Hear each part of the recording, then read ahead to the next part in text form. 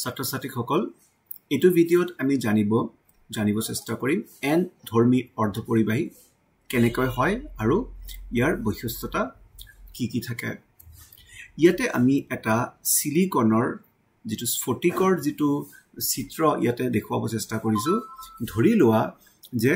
এইটো সিলিকন হয় সিলিকনৰ ভ্যালেন্সি 4 থাকে সিলিকনৰ যেটো যোজ্যতা 4 থাকে তাৰ মানে এই সিলিকনৰ এইটো এটা ইলেক্ট্ৰন এইটো এটা ইলেক্ট্ৰন এইটো এটা ইলেক্ট্ৰন আৰু এইটো এটা ইলেক্ট্ৰন এই চাৰিটা ইলেক্ট্ৰন কি হৈছে ইয়াৰ বহিতম কক্ষত আছে এতিয়া ইয়াৰ কাষত থকা যেটো সিলিকন আছে তাৰো চাৰিটা ইলেক্ট্ৰন থাকিব সো ইহঁতৰ মাজত কি হ'ব এই ইলেক্ট্ৰনবোৰ শেয়াৰিং হ'ব এইটো ইলেক্ট্ৰন আৰু এইটো ইলেক্ট্ৰন দুটাৰ মাজত শেয়াৰিং হ'ব তেনেকৈ এটাই যেহেতু ইয়াৰ বহিতম কক্ষত চাৰিটা ইলেক্ট্ৰন আছে আৰু অতিৰিক্ত চাৰিটা সিলিকনৰ পৰা চাৰিটা ইলেক্ট্ৰন ইয়াৰ মতে শেয়াৰিং হ'ব তাৰ মানে ইয়াৰ মুঠ ইলেক্ট্ৰন 8টা হৈ যোৱাৰ কাৰণে কি অক্টেট যেটো নিয়ম আছে হেতু সন্তুষ্ট হ'ব আৰু যাৰ বাবে স্থিৰতা লাভ কৰিব আমি কি কৰিব পাৰো যে বাহিৰৰ পৰা এটা বেলেগ এটা ধাতুৰ পৰমাণু যেনেকৈ ধৰিলো আৰ্ছেনিকৰ কিন্তু ভ্যালেন্সি 5 হয় তেতিয়া ইয়াত বহুৱাই দিয়া হয় আৰু সিলিকনটো আঁতৰাই দিয়া হয় ডপিং প্ৰক্ৰিয়াৰে সো তেতিয়া হলে হি যে আৰ্ছেনিকৰ ভ্যালেন্সি 5 আগতে সিলিকনৰ ভ্যালেন্সি 4 আছিল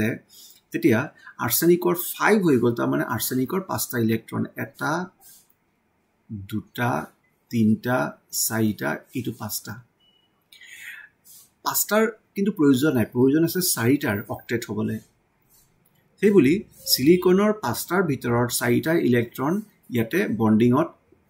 ইয়াতে ইহতৰ প্ৰয়োজন হ'ব কিন্তু পঞ্চম যেটো ইলেক্ট্ৰন হেতু অকলখৰিয়া থাকি যাবগে আৰু এই ইলেক্ট্ৰনটো কি হ'ব এনে ঘূৰি ফুৰি থাকিব তেনেকে প্ৰত্যেকটো আৰ্ছেনিকৰ বাবে প্ৰতি এটা ইলেক্ট্ৰন ইয়াতে ফ্ৰী হ'বগে বা মুক্ত হ'বগে তেতিয়া হলে স্ফটিকটোত যদি 1000টা সিলিকন আছে 1000টা সিলিকনৰ পৰা 50টা সিলিকন মাইনাস কৰি যদি 950টা সিলিকন থাকে তাত যদি আৰু 50টা আৰ্ছেনিক মিলাই দিও তেতিয়া হলে ইয়াতে 50টা ইলেক্ট্ৰন আহি যাব তাৰ মানে প্ৰতি 100টা পৰমাণুৰ জায়গাত 50টা যদি ইলেক্ট্ৰন আহি যায় আগতে যেটো পিওৰ সিলিকন থাকা নাছিলে কিন্তু আৰ্ছেনিক যোগদান কৰাৰ পিছতহে হৈছে তেতিয়া হলে এই যেটো স্ফটিকটো আছে ইয়াৰ পৰিবাহিতা অত্যন্তভাৱে বাঢ়ি যায় আৰু অকল 1000টাটো সিলিকন নাথাকে এটা সৰু এটা স্ফটিকত বহুত কেইবা লাখটা সিলিকন থাকিব তাৰ মানে ইলেক্ট্ৰন বহুত বাঢ়ি যাবগে আৰু হেবোৰ এটা ভাল পৰিবাহীৰ দৰে আচৰণ কৰিব তাৰ উপৰিও যেতিয়া উষ্ণতা বাঢ়ি গৈ থাকে তেতিয়া ইহতৰ এই ইনডৰ যিবোৰ বন্ডিং বিলাক আছে ইয়াৰ পৰা ইলেক্ট্ৰন কিছুমান ভাঙিও গৈ থাকিব আৰু হেবোৰো কিন্তু অতিৰিক্তভাৱে পৰিবাহী পৰিবহনৰ বাবে যোগদান কৰিব সো এটোৱে যেহেতু ইলেক্ট্ৰন ওলাই গৈছে ইলেক্ট্ৰন যেহেতু নেগেটিভ চাৰ্জ হে বুলি এতিয়াক আমি এন ধৰ্মী অৰ্ধপৰিবাহী বুলি ক'ব পাৰিম যেতিয়া সিলিকন বা জাৰ্মেনিয়ামৰ দৰে 4 যোজ্যতা থকা অৰ্ধপৰিবাহী আৰ্ছেনিক ফসফৰাছ বা এন্টিমনিৰ দৰে 5 যোজ্যতা থকা ঔষধিৰ সৈতে ডোপ কৰা হয় বা ডোপিং কৰা হয় তেতিয়া এন ধৰ্মী অৰ্ধপৰিবাহীৰ সৃষ্টি হয় এনে ধৰণৰ পৰিবাহীৰ বাবে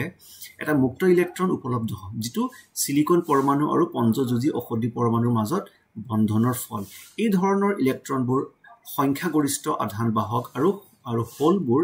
সংখ্যালঘু আধান বাহক হোল কি হয় আমি ইয়াৰ নেক্সট ভিডিঅত জানিব পাৰিম মুঠতে এটো জানিলে হ'ল যে ইয়াতে কেবাটাও অতিৰিক্ত ফ্ৰী ইলেক্ট্ৰনছ থাকি যাব আৰু যিবোৰ পৰিবহনৰ বাবে ভালদৰে সহায় কৰিব